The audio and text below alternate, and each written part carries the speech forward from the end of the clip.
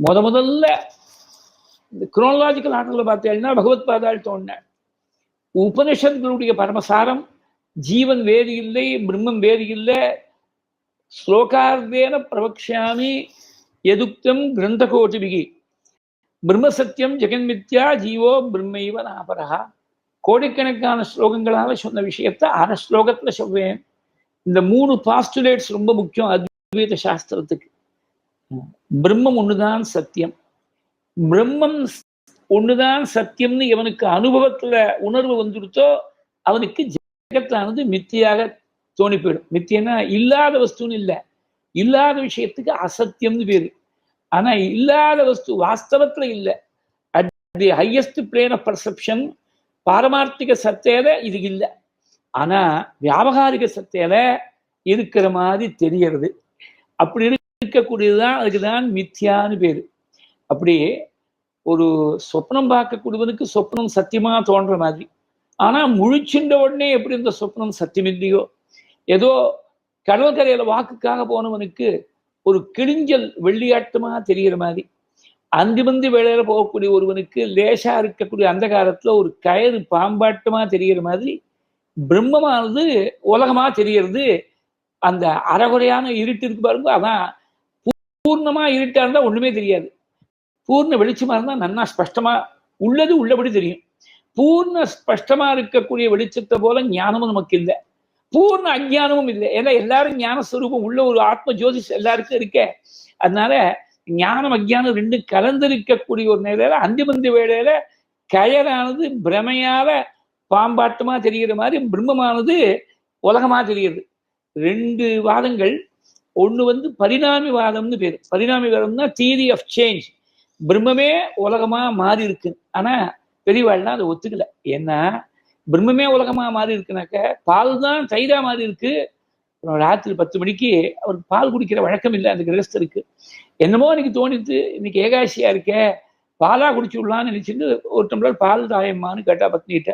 ஒரு 5 நிமிஷம் முன்னாடி சொல்ல மாட்டேடா, நீங்க என்னைக்குமே குடிக்க மாட்டேங்கிறதுனால இப்பதான் நான் உரக்குத்தினேங்கிறா அந்த அம்மா. 5 நிமிஷம் முன்னாடி உரக்குத்திட்டேங்கிறா. தயிரா போயிடுச்சுன்னா அப்புறம் திரும்பி பால் வராது, மறுபடியும் வராது. எது மாறி இருக்கோ அந்த ரூபம் மாறி போயிடுச்சு. அப்ப பிரம்மம் தான் உலகமா மாறி இருக்குன்னு சொன்னா அப்புறம் பிரம்மம் இல்லைன்னு ஆயிடும் உலகமா மாறின உடனே. அதனால பரிணாமவாதத்தை ஒத்துக்கிறது இல்லை. விவர்த்தவாதம், விவர்த்தவாதங்கிறது தியரி ஆஃப் அப்பியரன்ஸ், அது தியரி ஆஃப் சேஞ்ச். பரிணாமிவாதம் இது theory of appearance.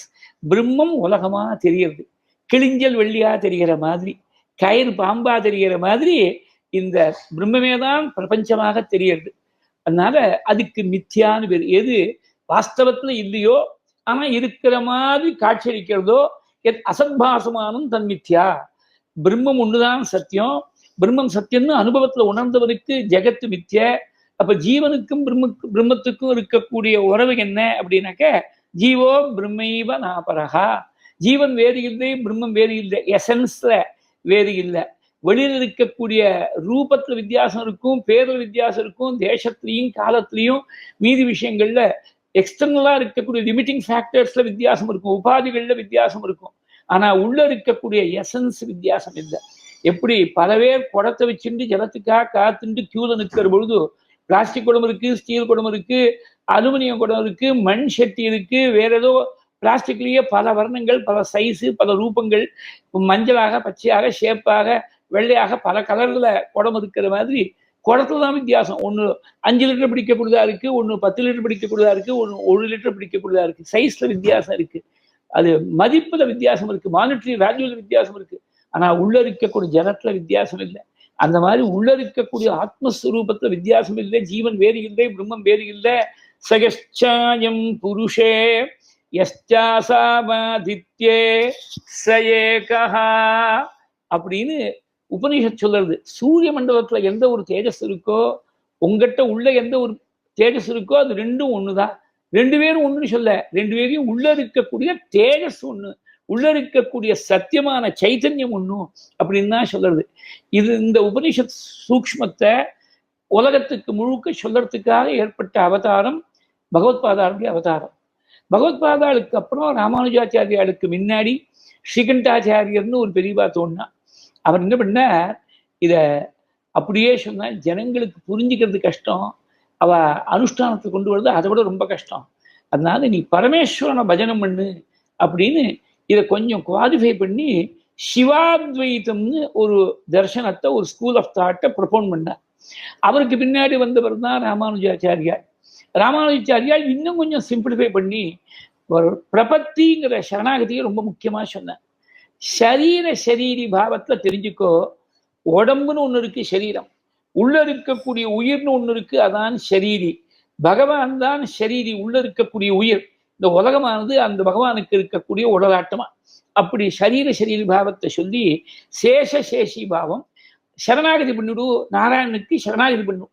Sriman Narayana சரணம் சரணம் பிரபத்தியே. சரணம் பண்ணிவிட்டேன்னா அவனா பார்த்து உத்தாரணம் பண்ணுவன் அப்படின்னு பிரபத்தியை முக்கியமா சொன்னார். அவருக்கும் பின்னாடி வந்த மத்வாச்சாரியால் என்ன பண்ணார், இந்த சரணாகதி சொல்றதுக்கு ரொம்ப ஈஸியா இருக்கு, ஆனா அனுஷ்டானத்தை கொண்டு வரது அவ்வளவு சுலபம் இல்லை. அதனால சரணாகதி பண்ணிட்டேன்னு சொல்லலாம். அதுக்கு சொல்லுவா பரநியாசம்னு ஒண்ணு பண்ணுவா விசிஷ்டாத்வைத சம்பிரதாயத்துல. பரநியாசம்னா தன்னை பரணம் பண்ணக்கூடிய ரட்சிக்கக்கூடிய பொறுப்பை முழுக்க, நியாசம்னா வைக்கிறதுன்னு ஒரு அர்த்தம், விடுறதுன்னு அர்த்தம், இந்த இடத்துல வைக்கிறதுன்னு அர்த்தம். நாராயணனுடைய பாதத்துல வச்சுட்டேன் இந்த பொறுப்பை முழுக்க, இனிமே என்னை ரட்சிக்க வேண்டிய பொறுப்பு முழுக்க அவரை சேர்ந்தது அப்படிங்கிற பாவத்துல செய்யறதுதான் பரநியாசம். பரநியாசம் பண்ணிவிட்டு நாளைக்கு துவாதசிக்கு நமக்கு சாப்பாடு எங்கேன்னு கிடைக்கும், ஒரே லாக்டவுன்கிறாலே ஒண்ணுமே தெளிவா கூட கிடைக்காது போல் இருக்கே, அப்ப நாளைக்கு ஏதோ கிடைக்கும் போல் இருக்கு, நாளிலேருந்து ஒண்ணும் கிடைக்காது போல் இருக்கே, எவ்வளவுதான் ஃப்ரிட்ஜில் வாங்கி வச்சுக்க முடியும், நாளைக்கு சாப்பாடுக்கு என்ன பண்ண போறோம்னு ஒருத்தன் கவலைப்பட்டான்னா நீ வாஸ்தவமா சரணாகதி பண்ணலன்னு சொல்லலாம். ஏன்னா சரணாகதி தான் பகவான்கிட்ட விட்டுட்டிய பொறுப்பை, அப்புறம் நீ கவலைப்படலாமோ, எப்படியாவது யாரோ ஒருத்தன் கதவை தட்டியாவது ஆத்துல உனக்கு சாப்பாடு போட்டுட்டு போயிடும். பகவான் நினைச்சான்னா அப்படி நடக்கும். அதனால இந்த சரணாகதியை வாயால சொல்றது ஈஸி, செயல்முறையில கொண்டு வர்றது கஷ்டம். அதனால என்ன பண்ணார், சேஷி பாவம் சரீரி பாவம் இதெல்லாம் பொது ஜனங்கள் புரிஞ்சுக்கிறதுக்கு கொஞ்சம் கஷ்டப்படுவா. அதனால இன்னும் சிம்பிளிஃபை பண்ணி நீ இப்ப இருக்கக்கூடிய நிலையில இதெல்லாம் கவலைப்படாதப்பா, ஜீவன் வேற பரமாத்மா வேற, துவைத்தமாவே இருக்கட்டும், ரெண்டாவே இருக்கட்டும். அதனால நீ பக்தி பண்ணிட்டே வா நாராயண்ட, சுவாமியா பார்த்து உன்னை கரையேற்றி வச்சுடுவார் அப்படின்னு துவைத சம்பிரதாயத்தை ஸ்தாபனம் பண்ணார் மத்வாச்சாரியா. அதனால ஒண்ணுக்கு ஒண்ணு வித்தியாசம் இல்லை. அது ஆரம்ப லெவல்ல துவைத்தத்தை சொன்னான், ஹையஸ்ட் லெவல்ல அத்வைத்தத்தை சொன்னான், நடுவுல விசிஷ்டாத்வைத்தம் சிவாத்வைத்தம் எல்லாம் இன்டர்மீடியட் ஸ்டெப்ஸ் சட்டமா இருக்கு. கீழே இருக்கக்கூடிய ஸ்டெப்பை ஒத்துக்கிறதுக்கு எந்த விதமான ஆட்சேபமும் இல்லை அத்வைதத்துக்கு. ஆனா இதோட முடிஞ்சு போயிடுச்சுன்னு நினைக்கிறா மீதி சம்பிரதாயத்தை சேர்ந்தவா. இதோட முடியலப்பா, இதுக்கு மேல அத்விதீயமா இருக்கக்கூடிய பிரம்மம் வேறு இல்லையே, தான் வேறு இல்லைன்னு வெளியில போய் ஒரு ஆனந்தத்தை தேடாமல் வைகுண்டத்துக்கோ கைலாசத்துக்கோ போய் நீ தேட வேண்டாம். இங்க இருக்கிற பொழுதே நீ ஆத்மஸ்வரூபம், ஒரே ஆனந்த கனமா இருக்கக்கூடிய சச்சிதானந்த ஸ்வரூபம்ங்கிறத நீ சாதனையால தபஸால ஈஸ்வரானுகிரகத்தால குரு பிரசாதத்தால உனக்கு அந்த அனுபூதி வந்து கொடுத்தனாக்க, இங்க சரீரத்துல இருக்கிற பொழுதே சரீரம் உயிரோட இருக்கு, ஜீவனா இருக்கான், ஆனா முக்தனாவும் இருக்கான். ஜீவன் முக்திங்கிற நிலைய அத்வைத சாஸ்திரத்துலதான் சொல்லியிருக்கு. இந்த அத்வைத சாஸ்திரத்துக்கு இப்படி பிரமாணம் என்னன்னா, வேத வாக்கியங்கள் நிறைய இருக்கு, ஒரே ஒரு பிரமாணம் மாத்திரம் சொன்னேன். இது பெரிய சப்ஜெக்ட், ரொம்ப ரசமான இன்ட்ரெஸ்டிங் சப்ஜெக்ட். இது எல்லாருக்கும் தெரிஞ்ச ஒரு மந்திரத்தை பிரமாணமா பார்ப்போம். புருஷுக்தத்தை என்ன சொல்றது, எவன் ஒருத்தன் இப்படி தெரிஞ்சுக்கிறானோ அவன் ஏவம் வித்வான் அமிர்த இகபவதி அப்படின்னு சொல்றது. ரெண்டு அனுவாக்கத்திலையும் வருது. எவன் ஒருத்தன் தெரிஞ்சுக்கிறானோ ஏவம் வித்வான் அமிர்த இகபவதி, அமிர்தகான்னு சொன்னாக்க இம்மார்த்தல், அழியாதவனா போயிடுறான். அழியாதவனா எப்படி போக முடியும்? சரீரம்னு ஒண்ணு வந்தா எப்பேற்பட்டவனா இருந்தாலும் பாப்பிலேருந்து ஞானி பரியந்தம் சரீரம்னா ஒரு நாளைக்கு கீழே விழுந்துதானே ஆகணும். அழியாத வஸ்து ஒன்னே ஒண்ணுதான், ஆத்மா ஒண்ணுதான். அதை ஆயுதத்தால குத்த முடியாது, அக்னியால எரிக்க முடியாது, ஜலத்தால நனைக்க முடியாது, காத்தால அந்த ஆத்மாவை காய வைக்க முடியாது. நைனம் சிந்தந்தி சஸ்திராணி நைனம் ஜகதி பாவகஹ நச்சைனம் க்லேதயந்த்யாபஹ ந சோஷயதி மாருதஹ அச்சேத்யோயம் அதாஹ்யோயம் அக்லேத்யஹ அசோஷ்ய ஏவச நித்யஹ சர்வகதஸ்தானுஹு அச்சலஹ அயம் சனாதனஹ.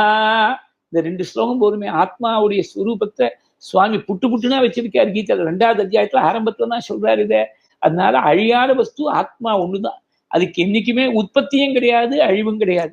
அமிர்தனா ஆறான்னா அந்த அமிர்தமயமான ஆத்மஸ்வரூபம்தான் தன்னுடைய நிஜஸ்வரூபம்னு உணர்றான்னு அர்த்தம். எங்க உணர்றான்? வைகுண்டத்துல போய் உணர்றானா, கைலாசத்துல போய் உணர்றானா, வேற ஏதாவது லோகத்துக்கு போனோமானால் எங்கேயும் போவானாப்பா, இருக்கிற இடத்துலயே ஈக அமிர்த ஈக பவதி அப்படி சொல்லிவிட்டு நிறுத்தப்படாதோ வேதம். மேல என்ன சொல்லிட்டு, நான்ய பந்தா அயனாய வித்யதே, வேற வழியே இல்லை, நீ பின்பற்றத்துக்கு வேற மார்க்கம் இல்லை. This is one and only பாத்னு கொடுத்து. அப்புறம் அடுத்த நிர்வாகத்தில் திருப்பி நான்ய பந்தா வித்யதே ஜனாய, இந்த ஸ்வரத்துலதான் வித்தியாசம், வார்த்தைகள்லாம் ஐடென்டிக்கலா இருக்கு, வேற வழி இல்லை. இந்த ஜீவன் முக்தி நிறைய அத்வைத சாஸ்திரத்துல மாத்திரம்தான் ஒத்துன்னு இருக்கா.